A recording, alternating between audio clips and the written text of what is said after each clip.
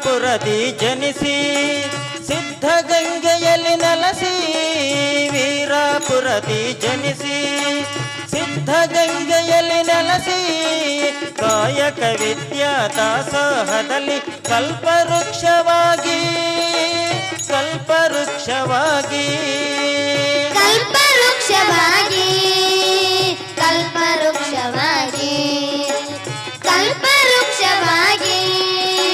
ಕಲ್ಪವೃಕ್ಷವಾಗಿ ಕೋಟಿಗೊಬ್ಬ ಶರಣ ಪರಶಿವನ ಭರಣ ಗಂಗೆಯ ಶಿವಕುಮಾರರ ಮಾಡೋ ನಿಸ್ಮರಣ ಸಿದ್ಧಗಂಗೆಯ ಶಿವಕುಮಾರರ ಮಾಡೋ ನಿಸ್ಮರಣ